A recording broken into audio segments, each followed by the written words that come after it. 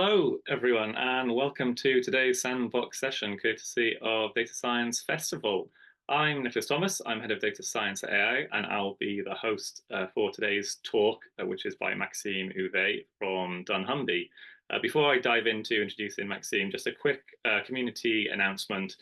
The ballot is now open for the in-person event DSF Oktoberfest, which naturally is in October the 19th. It'll be a fun-filled day with plenty of tech talks, incredible partners, and a thriving community, and best of all completely for free. So you will see a link in the chat very soon where you can enter the ballot, and hopefully then see you there on October the 19th later this year. Moving on to today's speaker and today's talk, a really exciting one, very topical, obviously, on generative AI.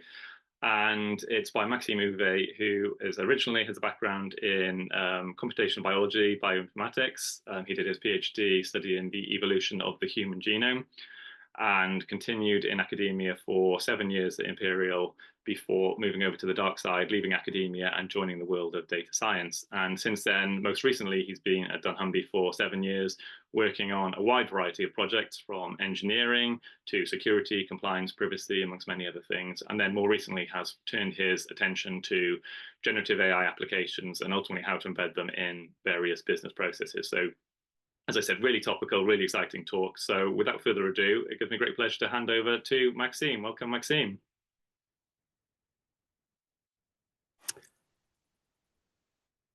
Hi, sorry, trying to go off. Is the camera working? Not yet, I can't see you. Of course. Yeah, I think it's coming. My computer is a little bit slow. A big build up. I think it's coming through now. There we go. We can see you, Maxime. That's great. Hey, here you go. Cool. Thank you very much. Thank you, Nicholas. So yeah, I'm a lead data scientist at dunnhumby. We've been working there for 7 years. And yeah, today we'll be talking about generative AI. And please excuse my French. So yeah, excuse my English. I'm French, so I will do my best to make things work for everyone. So trying to share my screen.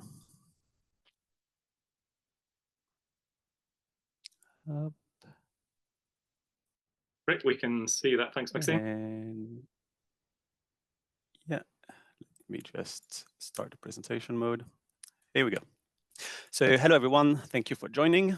And let's dive in the world of generative AI and see how we can leverage this new and exciting technology. So maybe to start, my objective for this presentation is to go beyond the hype that's around generative AI. Simply put, large language model, also known as LLM, are impressive, but it's not magic. And give you some keys that will help you move forward in your LLM journey, hopefully.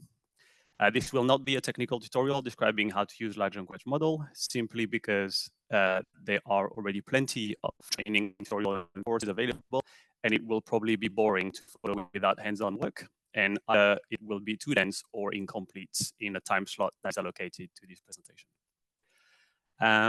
So that's basically the hope. And so what will I cover during our journey together? So the presentation is organized in 4 main blocks. First, we'll start with a high-level framing of the task we are trying to tackle. Then we'll go through an introduction of LLMs. This is critical to help us tackle the third block, which will see us compare some of the approach available to solve the task at hand. And finally, spoiler alert, we'll cover one of those approaches called Retrieval Augmented Generation, also known as RAG. So let's not get ourselves. And first thing first, what is the problem at hand? So we, company or individuals, often accumulate a lot of documents and material we create. This is a great resource. However, it's not easy to leverage. It takes time and effort to find a relevant section, dive in it, and extract information. For example, you know that you have somewhere a detailed explanation of a solution you've created, but you do not remember exactly where it is and what is the content. Or you have published a few tools and you have published all the relevant information in a well-written documentation. However, your user may not know which documentation contains the relevant information they are looking for. So they either need to invest time to go through all your documentation or contact you or your team and start to ask questions. All this takes time and effort. how could we make things easier for everyone? What if we could ingest the relevant documents in a solution allowing users to ask questions? And unless you've been living under a rock for the past 2 years, this should remind you of ChatGPT, Copilot, Code, Gemini, Llama, and other similar solutions. The question is then, can we implement such a solution? And if yes, how? I hope I do not surprise you when I say that it is possible to build such a solution. As presented here, multiple generative AI-based approach could be used to solve our problem. Central to the different approaches is the use of large language model, or LLM. From this point, I will only use the term LLM to refer to large language model, just for reference. And before we can explore these different approaches and assess which one could be right one for us, we need to cover what LLMs are and how they work. So what are large language models? Are these coming out of nowhere? And what do they really do? So before we get started, let's clarify a few things. In the past few years, there seems to be a bit of confusion in term, at least as far as I'm concerned. AI and generative AI are not synonyms. This is how I would represent the relationship between some key terms in the world of artificial intelligence. So generative AI, or GenAI, is focused on the generation of text, image, audio, and/or video using machine learning approaches. Text-based GenAI tend to be powered by large language model, also known as LLMs. GenAI is a field which is part of deep learning, which cover algorithm mimicking how the brain works. Deep learning is a subset of machine learning, which correspond to algorithms that are trained using data to perform a given task, without explicit instruction on how to perform those tasks. And machine learning is a subset of artificial intelligence, which cover all algorithms that exhibit intelligent behavior. So it is okay to say that you do AI when you are doing Gen AI, but generative AI is not the whole of AI. And there is so much more to AI and machine learning than Gen AI. It just happened that generative AI makes sense for us in our case. And so let's see how we can use it. So the breakthrough related to LLMs are part of a line of work that started way back before 2022 and the arrival of ChatGPT. Here is a timeline of some of the milestones that led where we are today. I would argue that most of the key milestones include the introduction of the concept of electronic brain and electronic neuron in 1943, which was followed by the work on neural learning with the perceptron in 1958.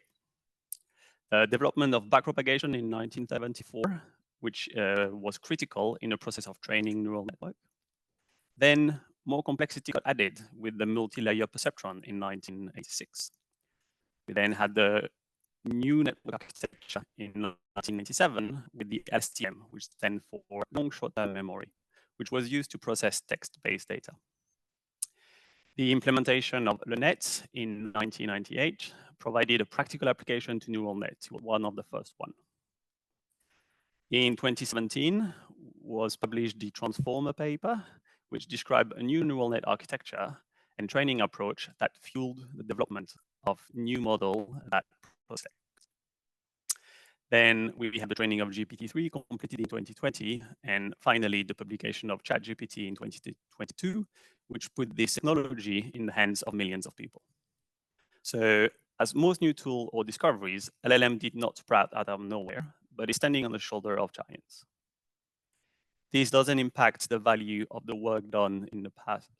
This doesn't impact the value of the work done in the past few years. It just helps put some context and remind that to understand and make the most of LLM, some key concepts may need to be understood. But what are those LLM exactly? LLM are algorithms. They can be prompted with some text, like the sky is, and will provide a response such as, so beautiful today. How is this output generated? First, the input sentence is sliced into token. To keep things simple, we will consider a token as a word as a synonym. The token are fed to the model, which will return a first output token, in this case, so. the generated token is added to the original 3, and then the new sequence of 4 is processed, leading to a new token produced, and so on until the end token is generated. So as you could see, it's not magic. It's just producing the token one at a time based on the context was provided as an input. Let's see how the LLM managed to generate those output tokens. So let's start from the end. How did the model select the so token? This was done by sampling a token from a list of all possible tokens available to the model. It is the LLM that produced the sampling probability of all the tokens based on the input. Here, the sky is, and its internal parameters. It is because of the sampling process that LLM are not deterministic, but probabilistic solution. This simply means that if you were to submit the sky is to a given LLM multiple times, you may get different answers. In this example presented here, if you make the request 100 times, you should get approximately 30 times blue, 13 times so, and so on. This is why if you submit a given prompt to an LLM, you can get different answers.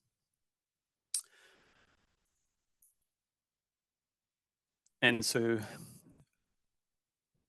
for this, the model produced the sampling probability. For the model to produce the sampling probability, a lot of calculation are needed to be performed. But before we get to how those calculations are being performed, let's look at how the model generates, how model work in general. So if you've done STEM related field studies, f of x equal y should feel familiar. Basically, this is saying that there is a function or model that can be given the parameter x, and from that will produce a number y. Hi, Maxime. Sorry to interrupt. I think a few people are experiencing some sound issues. I was wondering, is it possible either maybe you turn your video off to help with that? Sure. That or maybe the Bluetooth on Sure. your headphones. So I think maybe if we try turning the video off first of all, and then if we still have issues, maybe we can try removing the phones. Bluetooth. Yeah. Great, thanks. Let me.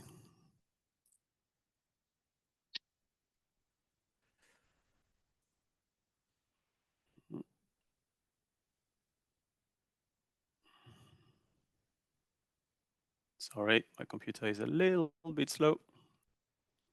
No problem. Thanks for holding on, everyone, and thanks for messaging just to say there were issues. We'll try and fix that now and get back to the content.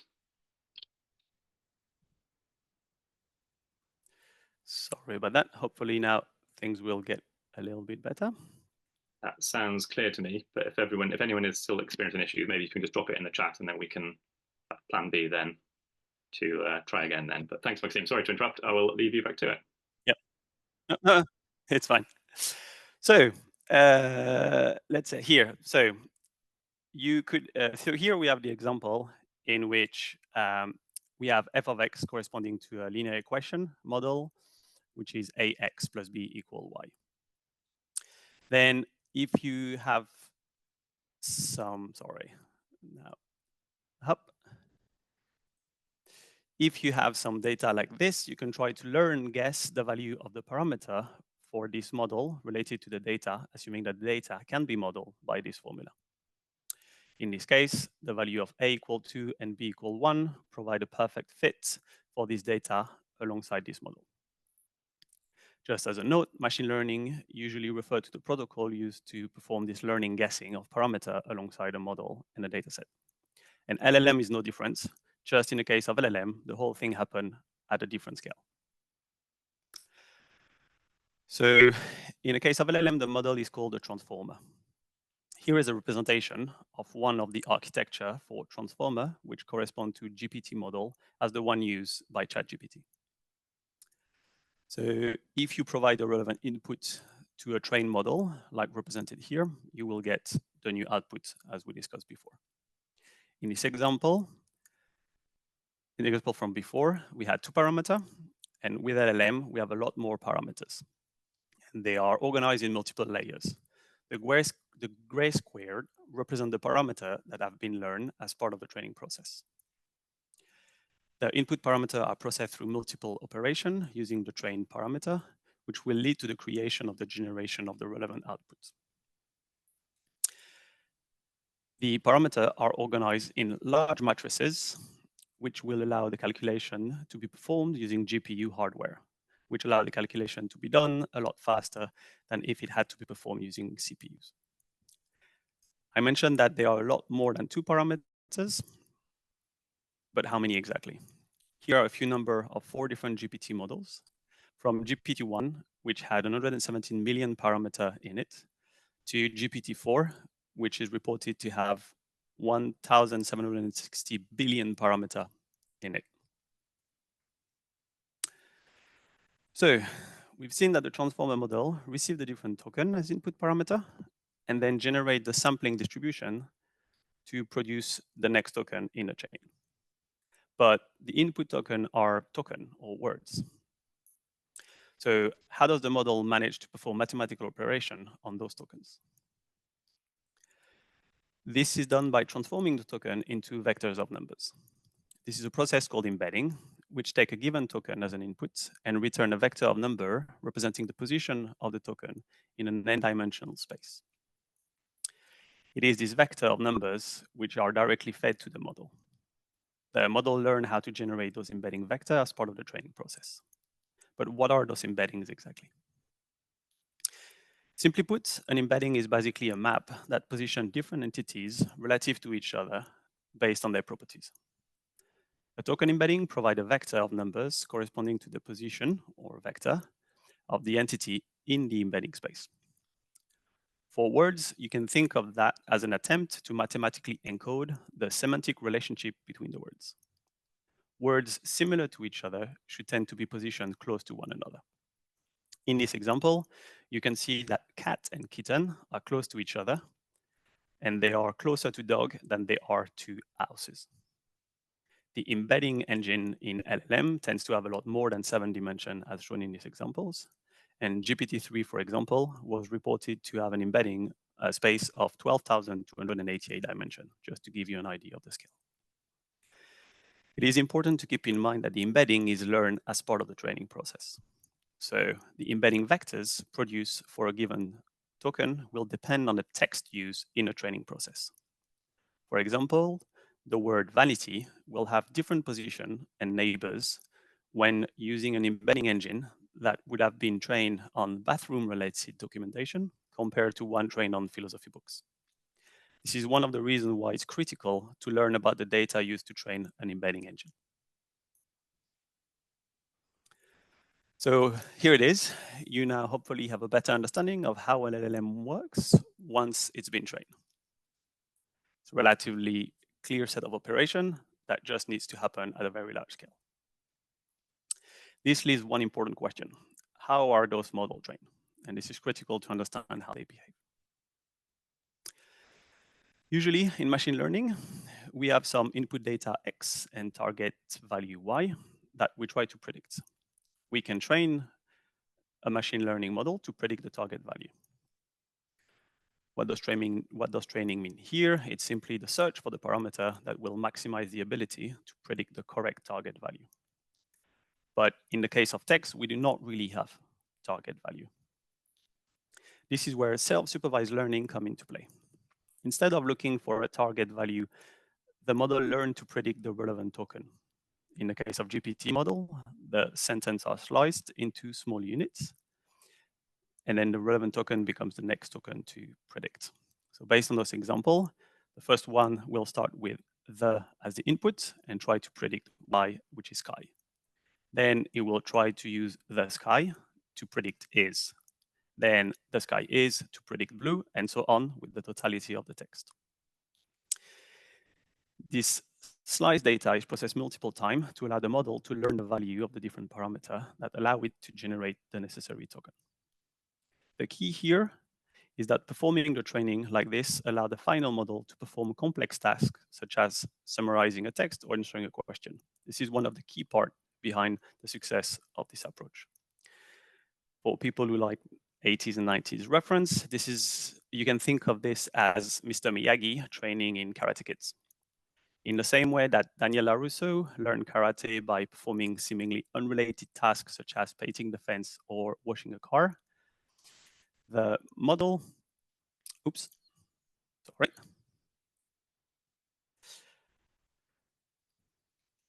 the model learned to do a set of tasks like answering questions or summarizing a text by learning to predict the next token based on the input provided. For example, using the training protocol, GPT-4 learned to play chess, in part because it was trained using data including chess game and chess-related document. Now, if you ask yourself, how do we know what has the model learned? You are raising a question related to you are raising a good question related to the training of LLM. And while you can train an LLM on a given data set, it is not obvious what has the model learned. This is why a lot of benchmarking have been and are still being created. These benchmarks are designed to assess one or multiple properties that we want to test an LLM on. For example, truthful QA try to test the truthfulness of a model. MMLU cover language understanding, while human eval cover coding challenges. Here is an example of different benchmark, the different rows that have been used to assess the capability of different Claude 3 models from Anthropic and compare those to other major models, GPTs from OpenAI and Gemini from Google. I will not dive into benchmarks here, but as you can see in the table, different models have different success rates when tackling this benchmark. It is critical to understand that while representing an amazing breakthrough in our ability to perform those complex tasks, the models are not error-proof. This is why it is so hard to assess if a model is achieving what is referred to as general intelligence, because we do not really have clear benchmark to test for this. So just to recap, to get a functional LLM, you need to start with an untrained model. The model is then trained using a given documentation set. The properties of the document used in the training will drive the properties of the ability of the LLM. And once the training is completed, you can use the trained model to generate some text based on the given prompt that will relate to the document used in the training. At this point, we should all have a shared understanding of how LLM works. So let's see how we can use them to make the most of our document. As presented at the beginning of the slide deck, I have highlighted 4 main ways to leverage LLM with our own documentation. Let's go through them all one by one and assess which one will be the best for our need. It is always possible to train a new LLM from scratch. However, this will not be an easiest path. It would require a lot of technical expertise, a lot of resources. Just for reference, it took £100 million to train GPT-4. We will need to rerun the model, the training, every time a document change in our documentation set. It is not really possible to assess what has been learned by the model. There are a good foundation or reference model that exists that we could leverage, so why reinvent the wheel? And finally, there is a significant risk for hallucination. Let's just spend a few seconds on hallucination. So an LLM model is trying to predict the next token. It isn't really trained to be useful or provide correct information. It just tries to predict the next token, and through this process is able to perform those tasks. As part of this process, the model learned to write convincingly because it was trained on document that was well written. They will also always try to predict the next token, independently from the fact that they have the relevant information to provide. In human terms, it means that model can make up things, and they tend to do that in a very convincing way. And it is not easy to identify when the model provides the relevant information and when it is hallucinating. Because of that, there is always a risk when using a model. Unfortunately, as of now, there is no easy way to assess what the model is doing. But do not be dispirited. We will see later that there are ways through which we can mitigate that. As an alternative, rather than training a model from scratch, it is possible to adapt or fine-tune an existing model to your documentation set. Doing this will leverage the fact that the model have already learned the basic of your language, how to build sentences, and other important elements. You will just try to update the model so that it took into account your documents and its parameter to allow it to generate outputs in line with your documentation. It would be easier than training from scratch, as you would leverage the work already done by other people. But it will still represent a significant investment. You will still require significant resources and expertise. We will need to rerun the training every time the documentation change, sorry. There will be limits to the model you can use as a starting point because, for that to work, you will need to have access to the underlying weight of the model, and not all models are being provided with weights. So like, for example, ChatGPT-4 is not providing, OpenAI is not providing the weight of ChatGPT-4. It could be difficult to assess if the model has learned the right thing out of your document. There is a risk that by updating the model, you're actually negatively impacting the original capability of the model. And finally, we still have the risk of hallucination. So what next? So we've seen that the answer generated by a model will depend on the information provided in a prompt. So why not provide all the relevant document as part of the prompt with the question of the user and call it a day? For a long time, the limitation in the prompt size of a model and the limited ability of a model to recover the relevant information from large prompts meant that it was not possible to do so. However, this limitation have now been tackled, and several models are able to do so. Some model will allow you to prompt with more than 1 million token as an input, and are getting very good at recovering the needle in a haystack information out of this large number of tokens. And while it's something that you could explore based on your need, this approach is not necessarily straightforward. So it has the benefit of requiring no training to be performed and almost no configuration to be done. You should be able to use the LLM out of the box. However, you are limited in the model you can use as they need to cope with large prompts. You will have some limitation in the size of your documentation. If you have a documentation larger than the size of the prompt possible, then it's not going to work. It may be very expensive, both in terms of cost and in terms of time. So if you use, for one of those, you will likely need to use an external LLM hosted by a company, which will make you pay per token. And so every time you send a question with the whole of the documentation, you will need to pay for each token to be processed. And even if you don't have this problem and you're running things in-house, the time needed to process all the token will need to happen every time. And so if for a 2 question, you will need to reprocess the whole of your documentation set, which makes the solution a little bit difficult for large documentation. And of course, we still have the risk of hallucination. So finally, we are getting to Retrieval Augmented Generation protocol. In a nutshell, it is on the same line that putting the whole document in a prompt. It's just using a protocol that tries to only provide the relevant part of the document to the model to answer the question submitted by the user. With this approach, there is still, as before, no need for training. Some configuration are required, but it's relatively straightforward. You can use almost any LLMs. It can cope with large documentation because you're only providing the relevant bits to the LLM. And finally, there is a possibility to manage hallucination.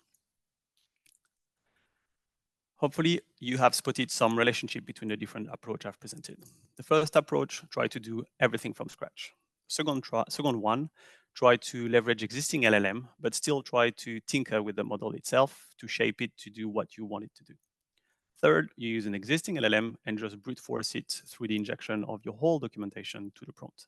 And then finally, use an existing LLM and try to be smart about the information you provide it in order to answer the question at hand. And this is why it was critical to make sure we all had the same understanding of how an LLM works, because that's central to all those approaches. So hopefully at this point, you can see how RAG could offer a relatively simple way to leverage a documentation library. Let's dive a little bit more in the RAG protocol to understand how it works. RAG is composed on two main steps, a retrieval step and a generation step.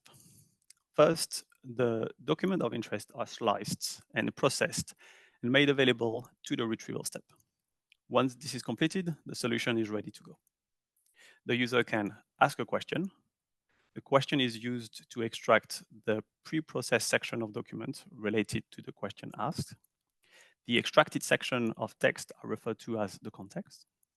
And finally, the context and the original user question are fed to the LLM in the generation step to produce the answer. At this point, you may be like, okay, I understand the process, but why do you say that this process allowed us to identify hallucination? The model may be providing some convincing gibberish that doesn't relate to the document. The key to manage hallucination relates to the use of the context. Basically, the answer must be related to the information provided in the context to be valid, as the model should not have any information about your document. So if you provide the context to your user, they can check if the generated answer makes sense based on the context provided. If answer and context do not match, then the model is likely hallucinating. Let's dive into each one of those steps in a little bit more detail to get a feel for what is happening. Like with Word, you can generate text embedding. And this is at the heart of the retrieval process. Text embedding provide a vector of number that position or represent the text based on its content. This process is used to generate the embedding of document block for the retrieval stage. Let's look at a two-dimensional example. So to start, the text of the document is sliced in small overlapping block. Each block of text is processed with a text embedding engine. Two blocks with similar information should be placed next to each other in this space. This process is performed on all relevant documents, which are represented here in the different colors. When a user asks a question, the question is processed with the same embedding engine. The resulting question embedding vector is used to retrieve the top n blocks of documents close to it, aka its nearest neighbor. The nearest neighbor section of text are expected to correspond to the information necessary to answer the question of the user. And then all this information is provided to the next step. The next step is the generation step, and it's made of 4 elements: the original user question, the context generated in a retrieval step, a prompt template, and the LLM. The original user question and context are used to populate the prompt templates, which is then fed to the LLM to generate an answer. The quality of the answer generated will depend on the quality of the context provided, the instruction and formatting of the prompt templates, and of course, the LLM itself. So if you ever build one of those, make sure you work on each of those elements to try to improve the output of your RAG solution. And basically, that's it. I would argue that it's a relatively simple protocol that could be relatively easily put in place. There are a multitude of services offering ready-to-use, no-code way to deploy your own RAG-based chatbots. While they can be very valuable, I would argue that if you decide to own a RAG-based solution, it may be a good idea to start by building your own. On a toy example for yourself. I have myself participated in implementation of a RAG-based solution, and doing so allowed me to develop my expertise. And this is one of the reasons why I would suggest people to implement one by themselves, if they have the opportunity. Even if you happen down the line to use one of those out-of-the-box solutions, there are a few things that are critical to keep in mind. First is the importance of document management. Based on this presentation, you may be under the impression that you could just plug Word document, PowerPoint, PDF, and any other documents that contain potentially useful information. And unfortunately, it's not that simple. The way the data is sliced in blocks and embedded is critical for the success of the approach. So it is not possible to just shove any kind of documents in random format and hope for the best. Furthermore, too much repetition in and across documents can negatively impact the generated answer. For this reason, we personally have spent a significant amount of time to ensure that the documents we have are formatted in a manner that will maximize their potential. Also, to get to the solution up and running, you will need to ask yourself, how do I source my LLM? It is easy to start a solution that leverage the latest model available, made available by OpenAI, Anthropic, Google, Meta, Mistral, and more. However, it is key to ask yourself if it's okay to leverage an external model that require an API call, or if you should host the model yourself and run on your own infrastructure. This will be a use case dependent, but here are a few things you may want to keep in mind when you're doing this exploration. So what are your requirements when it comes to response time? Do you actually need the cutting edge LLM, or could you use something that is a little bit less recent? What costs can you cope with? Do you have the technical expertise to host your LLM or not? Or do you need to use an existing API? And finally, and maybe one of the most important, is what is the sensitivity of the document you're trying to manipulate? Because if you use an API call, keep in mind that all the information that you put in the context will be sent to the API and visible to the people who host and manage this API. So for very sensitive documents, it's probably not a good idea to host an external API, and you may be better off to host your own solution in-house. And so basically there it is. Using RAG, it is possible to build a solution that will allow you to leverage existing large language model to provide answer to questions related to a given document library, while coping with changes to those documents with almost no overhead. As mentioned, if you are keen to give it a try, there are plenty of tutorials and solutions to build one. And if you are interested and have the time and opportunity, I will really recommend you to do so, because it's usually best to learn by doing. Thank you very much, and happy to answer any questions. Thanks very much, Maxime. Great talk, really interesting stuff. Thanks. Maybe to start with the question around the, I guess, more negative aspects or the press that it gets from the security side of things on Gen AI and large language models. I wonder if you had any thoughts on that, particularly around how we make LLMs as secure as possible, and in the context of using RAG as well, Ben, if you've got any thoughts on that you'd like to share from your experience.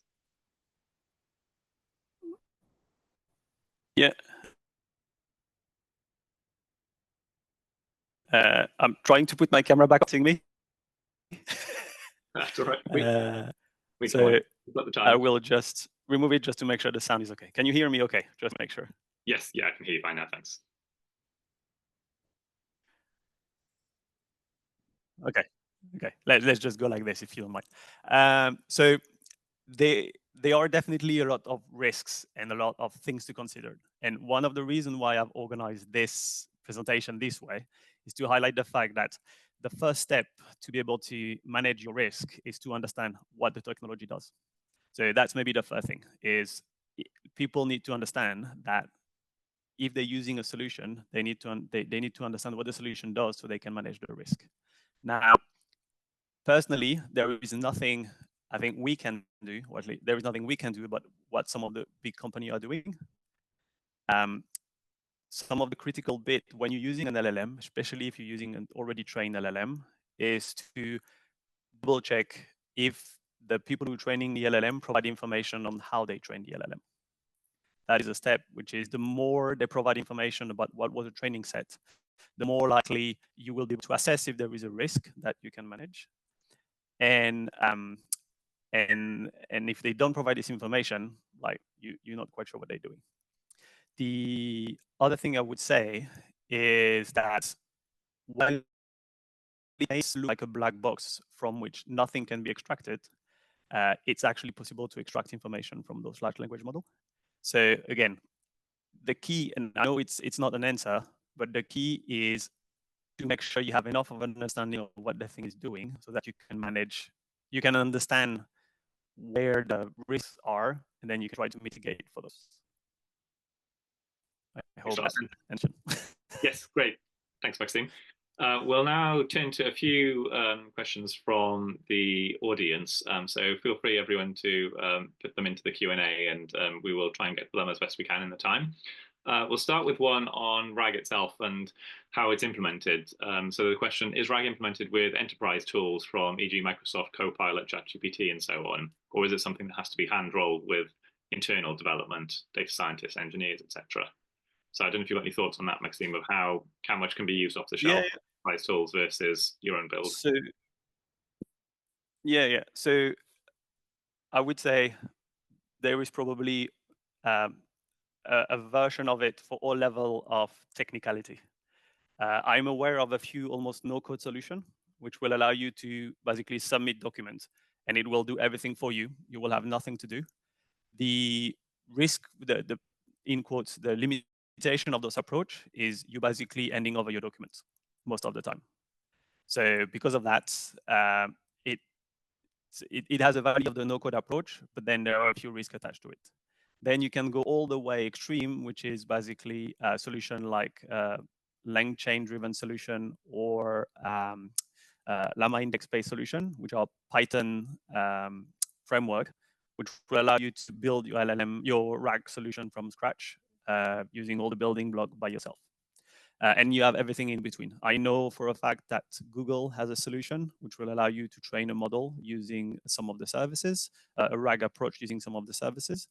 So the reality is there is a solution for every level of technicality. Just keep in mind that usually the less technical the solution, the more exposed you are in the process. Great, good advice. Thank you very much. Next question on the retrieval part of RAG. There's a question around what algorithm is used to do that. Is it a k-means clustering approach, or is there something more complex then that lies beneath the retrieval stage there? So this is part of the joys of setting up a RAG. It's up to you most of the time, but yeah, the simplest one will be k-mean. So it's nearest neighbor. So it's not a clustering, is you just retrieve the nearest neighbor. Depending on your data and the embedding model, you may prefer one matrix over another to calculate what are the closest neighbor. But yeah, this is part of the implementation process. You will need to make a choice, and basically the choice, it will in part depend on what you're trying to do and what makes the most sense for you. Yeah, that's great. Thanks, Maxime. Another question on any tutorials around RAG, anything you can recommend. How did you find the easiest way to get into learning more about this? Are there any tutorials you can share with the rest of the audience? I will say this is unfortunately a very difficult question to answer because it will highly depend on your expertise and things like that. And also, which resources do you have access to? Like, do you have access to Coursera or things like that? I will do my best, if it's possible, to provide some link later. But I would say, again, it's difficult because if I talk about me, I basically, it was done through a Python framework called llama index. And they provide a lot of information, but that works for me because I know Python and I'm more of a hands-on kind of learner, and so I went through a process. There are a million behind. So yeah, sorry, I don't have any specific, but I would say, well, it was part of your abilities and your skills. Yeah. Okay. Great. Maxime. Great. Next question is on the risks of RAG, and a member of the audience hadn't heard about the repetition problem. So keen to share more on this. If you've got any more thoughts on the repetition problem and any other risks that you found from your experience on working on these types of problems.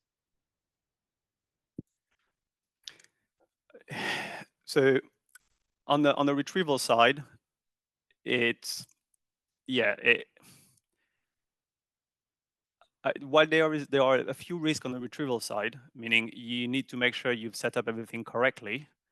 I would say they are relatively okay to manage in a sense that you can actually check the properties of all your text block, how much separation you have between your point, things like that.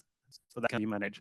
I guess for me, the real difficulty and the real complexity when you implement a RAG solution is you may be giving this LLM the best context ever. It's down to the LLM to extract the relevant information from those contexts and generate something that is valuable to the user that actually asked the question. And unfortunately, as I mentioned, we don't have we don't know what the LLM has learned and how we'll be able to respond to a given prompt. What I would suggest to anyone for that is to actually build the libraries of question that you know should be answerable by your system, and then start to establish the benchmark on you expect this answer, and then make sure that the answer generated are correct. Now, I'm going to do a little bit of a weird argument. One of the best ways to evaluate the output of a RAG is correct is to actually use another LLM to compare what was generated by the RAG with what you expect the answer that should have been done by the process. This is where it starts to get a bit complicated. Which LLM do you use? Do you need an LLM that has more ability than the LLM is used in the RAG? There are a few very good articles available on how do you actually use LLM to evaluate the output of another LLM. And there are metrics that have been put in place, and I think this is going to be one of the key driver of more use case for LLM, which is when we start to be able to use, in quotes, bigger, more expensive LLM to evaluate more targeting LLM and solution leveraging LLM. It makes sense. I'll be looking at that myself. Yeah, it'll be a really interesting topic to understanding how best practice around evaluating LLMs with other LLMs. That's great. Great. I think we've got time for 2 more questions then. So first of all, in the context of using RAG, you mentioned that document management is critical. What are the best practices for structuring and formatting documents before they are ingested into the system to ensure optimal performance and accuracy of the AI-generated responses? Good question. Yeah. So I think that's a very good question. So I would say the bottom line is everything needs to be text, and that, so no word, just raw text is usually the best. And then it's less around, it's not about the text itself, the content of the text is how do you help the retrieval process understand the relationship between a different block of text that you've generated. So there are multiple ways, such as graph-based retrieval or other approach, which will allow you to infuse the model with information about the relationship between the different blocks. And that can be used by the process to pinpoint which block are the most relevant for the task at hand. So I realize this is not really an answer, but it's not really about the text itself and more about the slicing of the text and how do you provide relation to those different slices. Maybe let's put it another way. Default, the approach I've presented, the only block of the section that overlap between blocks. I think you sorry, Maxime, sorry to interrupt. I think you're just cutting up a little bit at the end there. Would you be able to repeat maybe the last 10 seconds or so, if that's all right? Yeah.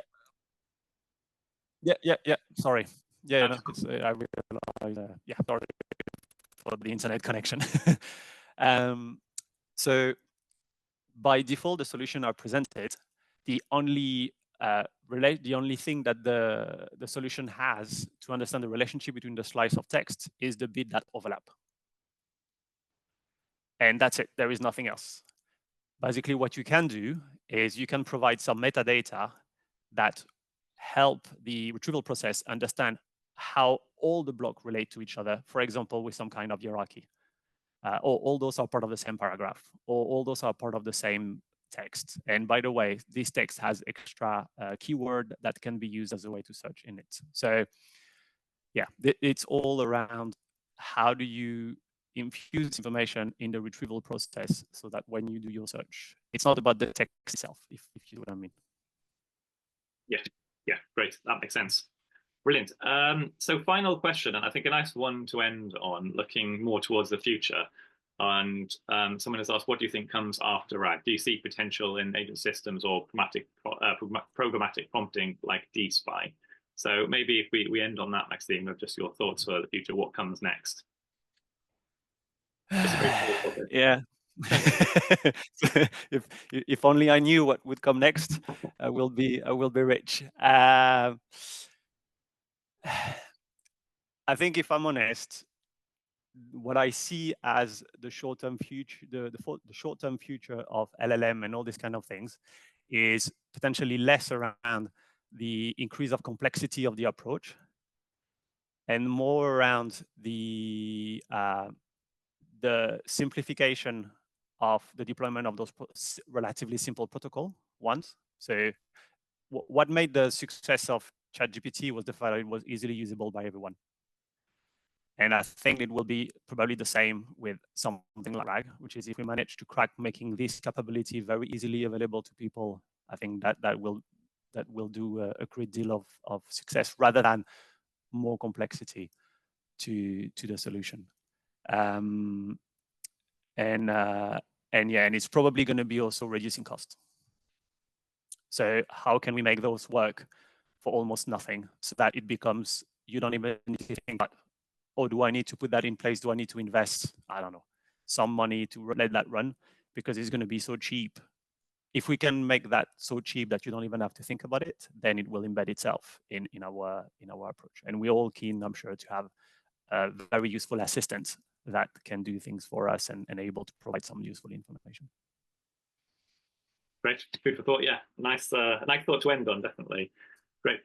Thank you very much, Maxime. Thank you, everyone, for the questions. A big thank you to Maxime for volunteering his time today and giving a great talk. I'm sure everyone will agree, very interesting topic.